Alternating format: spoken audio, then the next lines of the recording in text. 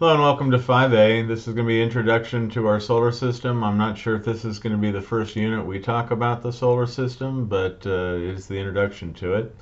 And if you take a look at this, I gave you guys all one of these things last class, and I'd like you to actually fill these in as I ask you. And the first part we're going to do is we are going to fill in the symbol for the planets in this top box right here. We have enough for sun, and my very excellent mother just served us 9 pizzas. So we're going off from the sun all the way over to Pluto. So if you take a look at it, the sun with the solar system going around it, Mercury, and you can see these are not in English. I don't know what language it is, but you can still make out the planets. Mercury is supposed to have wings on the helmet. Venus is supposed to be a mirror for the goddess of love, female symbol. Earth for earth, wind, fire, and water, the 4 elements. The moon takes on this crescent shape. Mars, the god of war, for a shield and a sword. Jupiter, the scepter that they've got, looks like a funky 4. Saturn, Jupiter's dad, another scepter, looks like a cross with a funky H symbol. Uranus is a sideways planet, sort of looks like a sun with an arrow. Neptune with the trident for the god of ocean, and actually Uranus is Saturn's father, Jupiter's grandfather, which makes him very important, and we don't want to call him by Uranus. That would be a biology thing. It is Uranus. Neptune, the trident for the god of ocean, and Pluto, the god of Hades, the thing that actually took you in a boat over the river. It's slipping my mind, but basically from the living to the dead and from the good to the evil, and that was the god of the underworld. We'll be doing some facts from spacefacts.com. The individual data sets for each of the planets comes from here. I'd like you to take a look at it.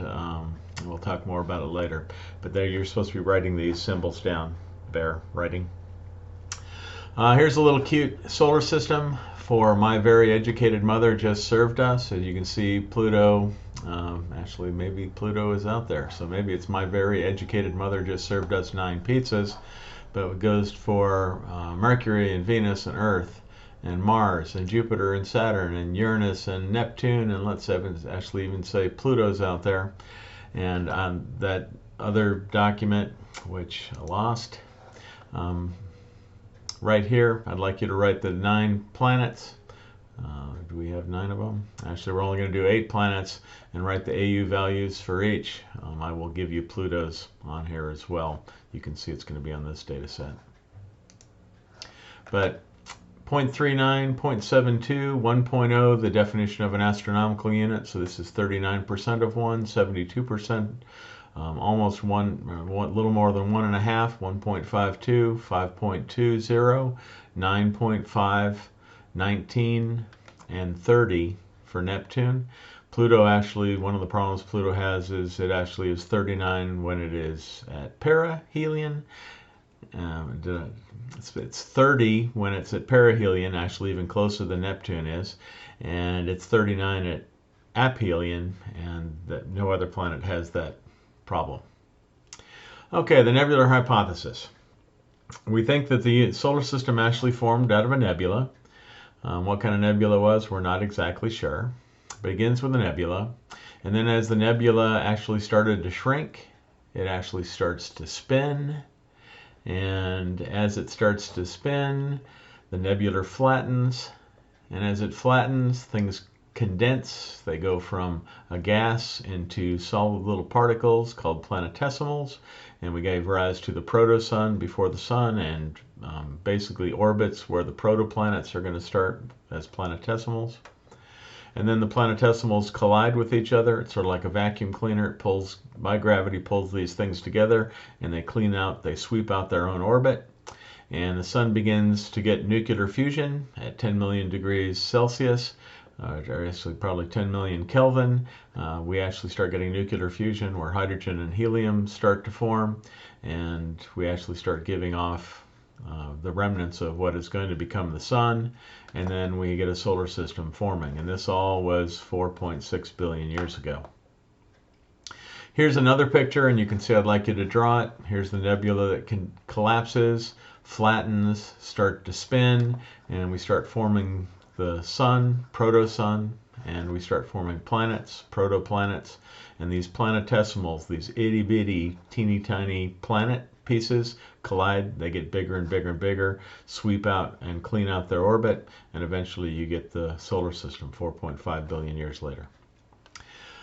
Okay, I'm going to try to do this. I'm going to try to do it with PowerPoint if I can find that stupid pen. And a little tough to see in white, but there it is. And you know how much I really like to use PowerPoint. But if we go in, I'd like you to actually say this is the sun. And I'm using my Wacom tablet. Problem is it's wireless, so it's wired, so I couldn't use it in a classroom. USB's into my computer. And then I have to see where the things are. So here we have Mercury. And how many AUs is the sun away? So it's 0.0 AUs. This one, 0.39. And then we go out to Venus, which is down here. 0.79. And then we go to,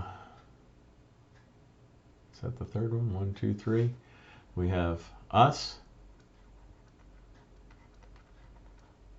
1.0 AUs. And then we go out to Mars at 1.5. And maybe we ought to do these things too. Actually, you don't need to do these things because you've already done them. And then we exit what are called the terrestrial planets, and we go out to the first Jovian planet or gas giant, Jupiter. And then we go to the ring planet over here. And did I do Mars? 1.5, 5.2, 5.2, and then we go out to Saturn, which we'll just say is, I don't know what is going on here. Flip this pen around a little bit.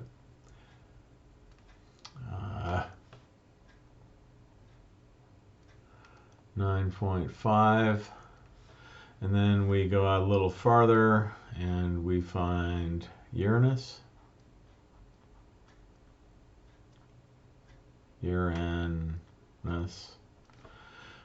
Sitting out at around 19 AUs. And then we go out to Neptune.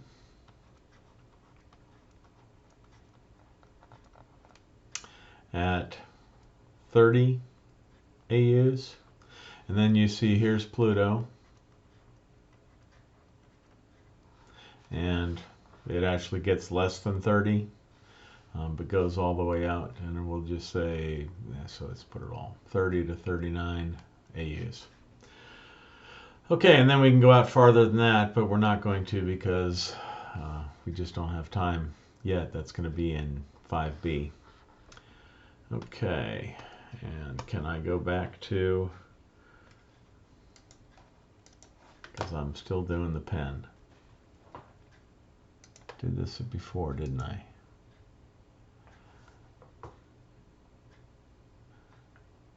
Okay, well maybe this will work.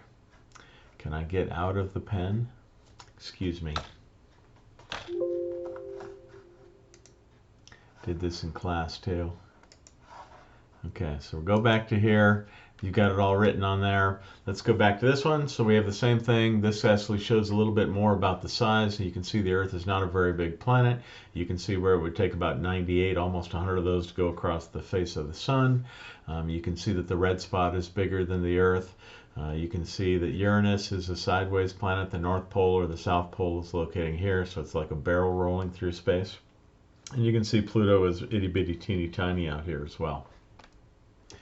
Okay, planets today, if you actually go to this site, and what I did is I did that at 2:10 on the 30th of November 2016. I did this as right before my sixth period was leaving, and you can see here's the sun, here's the earth, and they actually have the line going to each of the constellations. So you can see Capricornus is there, Sagittarius is there, this is Scorpio.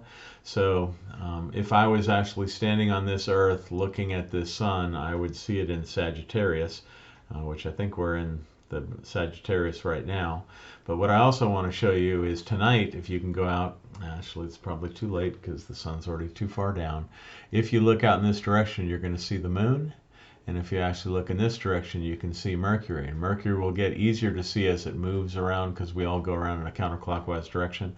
Mercury will get easy to see. Venus is out there and really big and bright, although you'd actually see it as almost a half and half Venus. Mars is out there. If you could see Uranus, if you could see Neptune, they would be out there also. Jupiter's in the morning sky now because we've actually moved it. It used to be in the evening sky with Saturn, but now Saturn's pretty tough to see because it's in the same direction as the sun. As we move around, it'll get less easy to see because it will be in the direction of the sun, but then as we move out here, and remember we move faster, it's sort of like Kepler's second law, we're closer to the sun than Saturn is. So in the orbit, when we're at perihelion, we move faster, so we're moving at about 30 kilometers a second. Saturn is not moving that quickly, so we'll actually catch up and we'll start seeing Saturn in the morning sky just like we see Jupiter, and then eventually we'll actually pass Jupiter. And as we do that, we'll see it retrograde motion. We'll see it retrograde move backward, and then we'll catch up to Saturn. Saturn will probably move about here. It takes 12 years for Jupiter. It takes about 25 years for Saturn to get around. So we're going to go around quite a few times before Saturn makes it around. Then you can go out a little farther. It takes 88 years for Uranus. I forgot how long it takes Neptune, and then if Pluto was on here, we'd actually go to 279 years. If I draw a line right here, you can see it's just inside of Jupiter's orbit. We call any object that we find in here a cis-Jovian object. And then if I draw another line out here, which is actually past Neptune, we call these guys trans-Neptunian objects. So if we see comets in here, we see asteroids in here, we can call those cis-Jovian. And if we actually see them out here, they're called trans-Neptunian.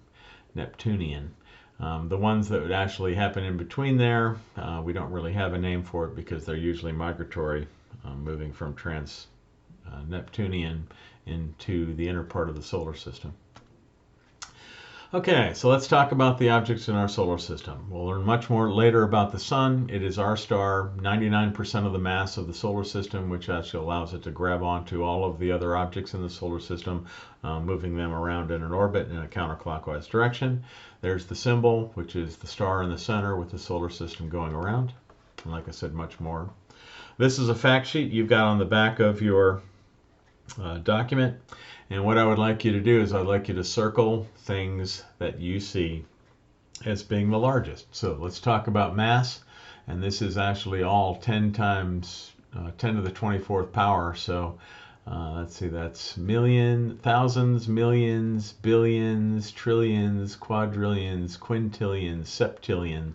So this is really a whole bunch of zeros. This one doesn't quite make it to 1. There we got one that's 4. You can see we're around 6. Moon doesn't have as much mass. Mars doesn't have as much mass. Jupiter, a whole bunch of mass. In fact, it is the most massive, and I'd like you to actually circle that. In terms of diameter, it's also got the largest diameter. You can see Saturn's not too far behind. It is pretty far in terms of mass, and we're going to find out later when we talk about density. If you look at Saturn's density kilograms per meter, this actually means it's really, really low.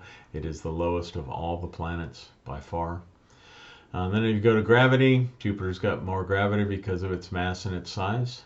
And I'm sorry, density, the most dense planet is the Earth. So we actually get one of these things. Mercury gets a couple, Venus gets a couple, we get one, Moon gets nothing, Mars gets nothing, Jupiter gets a whole boatload, Saturn gets a couple, and Uranus gets a couple, Neptune throws one more in there, and Pluto gets a bunch. So gravity goes to the mass. Escape velocity goes to the mass. You actually have to move. It talks about kilometers per second. 59.5 kilometers per second to escape this planet, where it only takes 11. So it actually is about 6 times as many, 5 definitely, 5 times as fast to move away from this planet. So a rocket has to move and work a lot harder to get off the planet. The easiest planet for it to go off of, Moon would be pretty easy. But the easiest planet would be Pluto. And then Mercury is pretty easy too because of the mass that's on the planet. Rotational period, you can see that we actually have planets that rotate the wrong way. We have planets that have days that are longer than its year. We have ones that are shorter than its year. The length of the day on Pluto is actually more than its year. You'd have to be more years than you are days old on that planet. You can see ours, 23.9, 24. So we actually have the fastest moving planet is again Jupiter. The length of the day, longest day is Mercury. Distance from the sun, of course, is Pluto. Perihelion, closest or the farthest planet away from the sun is actually Neptune. But that's at perihelion, close sun, because Pluto gets closer. And then at aphelion, it's a lot bigger distance for Pluto than it is for Neptune. And you can see these numbers are pretty similar for all the planets, including us, but not so for Pluto. It's almost twice as far away. Orbital period, farther you're out, the slower you move, the bigger the orbit you are. Velocity, closer you are, the faster you are. Inclination, Pluto has a much larger, if all the other planets have an inclination like in this bar, Pluto moves, a couple bars above and below. Orbital eccentricity, who's got the roundest or who's got the least round, 24% off of round, where we're about 2% off round. This is talking about what the heck is that talking about? I don't remember, but Venus wins. Mean temperature, Venus is the hottest planet. You may think that it actually is Mercury, but it is Venus because of its thick atmosphere. Surface pressure because of its thick atmosphere. Probably, and the problem with these planets is we don't actually know where the surface is, so it's unknown. But Venus is the highest known. Number of moons actually goes to Jupiter. Ring systems belong to these 4 planets. Magnetism, the first one, the third one, which is us, and then those 4 planets. And I'd like you to circle those things. Okay, this slide talks about the habitable zone. If you think about the 3 bears, it's too hot, it's too cold, just right, too soft, too hard, just right. This is the zone that we think we would need for 3 phases of water and actually have the chemistry capable for living things. And you can see we are well inside the habitable zone. If you go to a hotter star, the habitable zone becomes farther away. Mars may actually be in its habitable zone if we go to like an A star.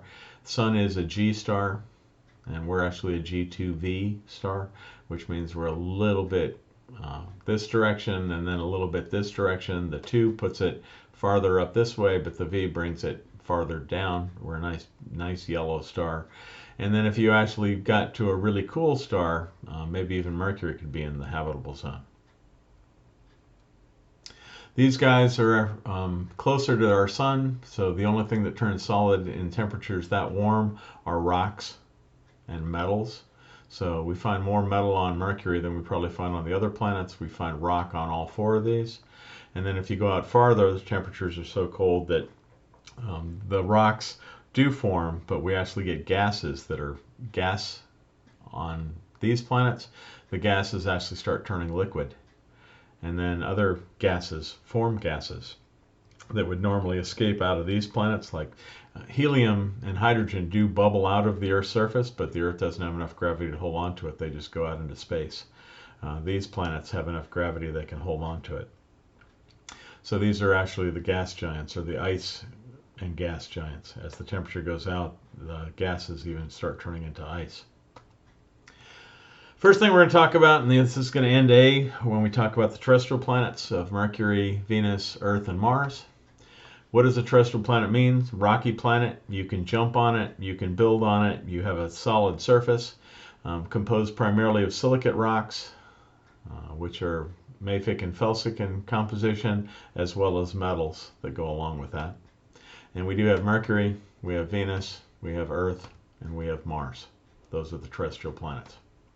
So what is Mercury? Mercury is very moon-like. And what do I mean by that? Actually, it's even more moon-like than the moon. It has more craters. And if you look at it, it looks very moon-like. This is a false color of the same sort of thing to show you some of the topography on it. So you can see the 3 craters that are there are easier to see on this one. That big crater is easier to see some definition.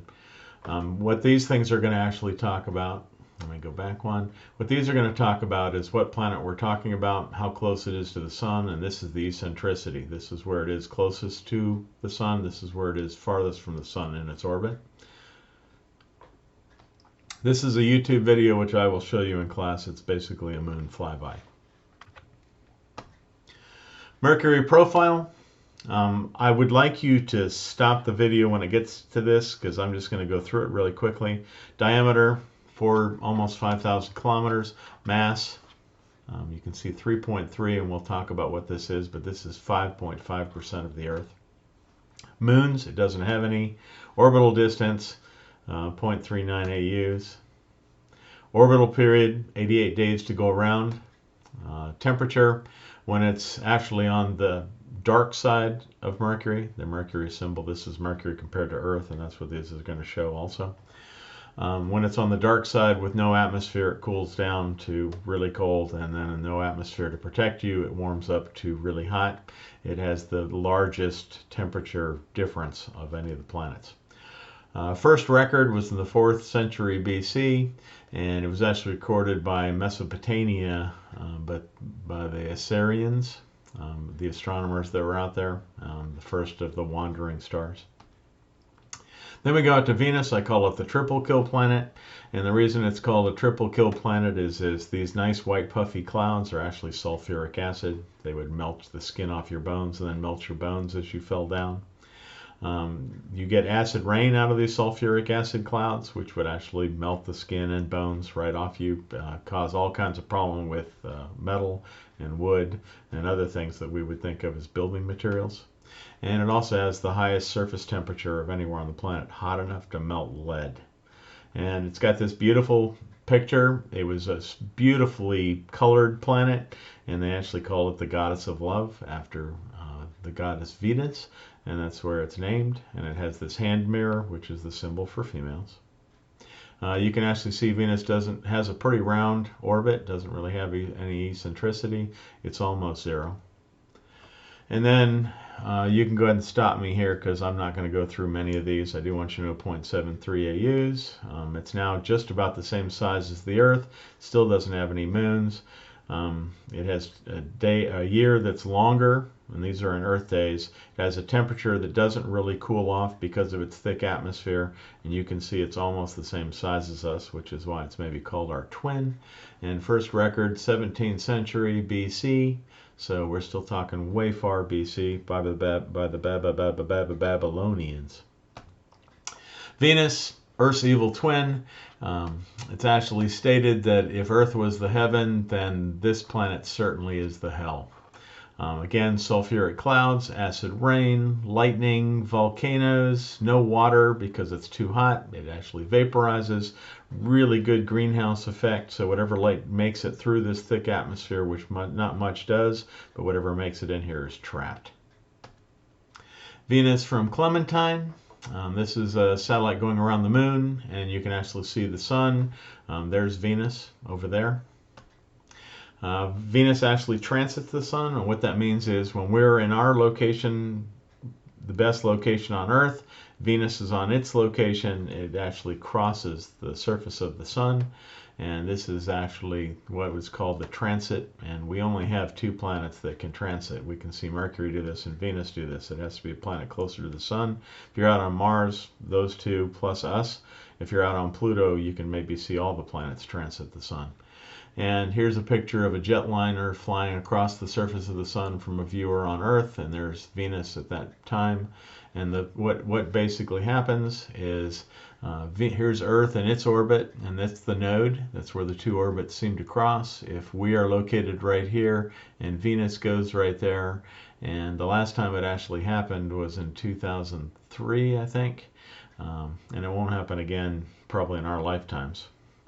But when Venus gets to that location, it actually looks like it moves across the surface of the sun. Most of the time, Venus, which is moving around a lot faster than us, is either too high or too low for us to see it. We'll talk not much about the Earth, but here's the Earth and its eccentricity, and you can see we are very close to being a circular orbit with the moon out there and Earth, wind, fire, and water as our symbol. Earth profile, diameter, very much like the Earth. Polar diameter, very much like the equatorial diameter, but you can see it's a little bigger. We're called an oblate spheroid because of that. Mass, and then it has the moon in this picture. I don't really care if you know the masses. Moons, we do have one natural. We've got literally thousands of unnatural ones, and our natural one's called the moon. Orbital distance, about 150 million kilometers, 1 AU. Orbital period 365.25 days, which is a leap, and you don't see it's not even a quarter. So if we actually go enough times, we have to add in an extra day special because of that 0.6 is bigger than a 0.5. And surface temperature, coldest temperature 88 degrees Celsius, which is about 140 degrees below zero, and 58 Celsius, the high temperature. Your body temperature is 37. This is 20 degrees Celsius higher, kicks in around 140 degrees. So we have about a 280 degree Fahrenheit change. Or if you take a look at this, it's about 146 degrees Celsius change. 280 Fahrenheit. Here's a picture of an astronaut, and I forgot exactly which one this was. It could have actually been any of them. But anyways, looking at Earth and thinking it's really big, and then he looks at it, and he actually looks at and it's actually small size. He holds up his thumb. The thumb covers it up. Didn't feel like a giant. He actually still felt very small because of the importance of the Earth. Mars, men symbol, shield and a sword, god of war. Why was it called that? Because of the red color, which you can see. Pretty eccentric orbit that it's got. And there was actually supposed to be another picture of Mars. This was the second one. This is actually an artistic view. The other one is real, but it looks like I don't have the animation. Here's Mars, red. Sun, you can see it's very small. This is supposed to be the size of the asteroid or whatever it is that smacked into the Earth that may have actually caused the moon. Diameter, pretty small. Polar diameter, pretty small. Mass, 10% of the Earth, almost 11. Two natural moons called Phobos and Deimos, fear and terror. Orbital distance, 1.52 AUs. Orbital period takes almost 2 years to go around the sun.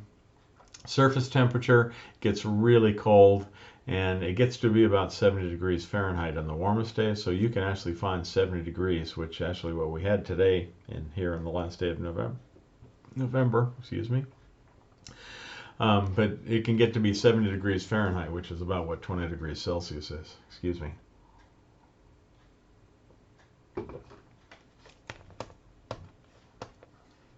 First record, second millennium BC, so 2,000 years ago, or before BC, 4,000 years ago, and the Egyptians actually were the first ones to utilize Mars. Mars has a big valley on it, Valley Marineris. It's actually, the Earth would be this big. It's much bigger and much deeper than the Grand Canyon, and it is caused by water. There is evidence of water flowing on Mars at some point. It does have the largest volcano called Olympus Mons. It's actually a basaltic volcano, and what happens on Mars, because it's smaller gravity, these volcanoes can actually get taller. So what happens on our planet is the molten rock comes out. It's very fluid, it flows very easily, and our gravity pulls it down the side and pulls it way out. Here on Mars, it doesn't pull it as quickly, so it can actually solidify closer to the vent and actually makes much taller volcanoes. And if you go back, you can actually see Mars has quite a few large volcanoes, basaltic volcanoes, but this one's 75,000 feet high. That's 50% more than Mount Everest. Phobos and Deimos. It's actually Deimos and Phobos. This is Phobos. And if you take a look at him, fear and terror, god of war, had two sons, Deimos and Phobos, and there they are. And if you take a look at them, they look more like flying potatoes, which is going to look very much like asteroid, and these are probably trapped asteroids. The asteroid belt, Mars is located right here, and you can see there are a lot of asteroids that make near-Earth passes, but most of them are located in this pink zone. There are a couple what are called Trojans, and they actually follow Jupiter. And you can see Jupiter here, because of its gravitational pull, pulls asteroids out, and they sit in Jupiter's orbit for a while, and you can see some of them get pulled back in, but basically there are the asteroid belt between Mars and Jupiter, 3.3 AUs-ish, and then we also have two groups of them called the Trojans, which actually are Jupiterian asteroids. And there's another picture of the asteroid belt between Mars and Jupiter with other ones that are there. And then you can see asteroids look like floating potatoes, but they don't just float, they spin as they float. They run into each other, they cause craters on each other. You can see there are craters on this asteroid back there, and if you can stop these guys, there are craters on them as well. This is one really cool looking asteroid, Eros, and you can see lots of craters on it, but you can see it's got a really funky shape, and it spins just like those others. And then the largest asteroid we've been able to find, 600 miles across. This is a massive one, and we definitely would not want to see contact with the Earth on this one, Ceres. And it's actually big enough it's got its own symbol, and it was known quite a while ago. There's the asteroid belt. If you actually click spaceweather.com, you can see the near asteroids. So you can see here's the Earth, and we have a lot of asteroids, well higher than 1,000. Some of them with very well-defined elliptical orbits, but they're all elliptical orbits. If you look at all these, they're all elliptical, moving around. And that's where we stop, and I'm sorry. So that's where we stop. That's the end of 5A. Thank you. 32 minutes long. Definitely go through it faster than that. Bye.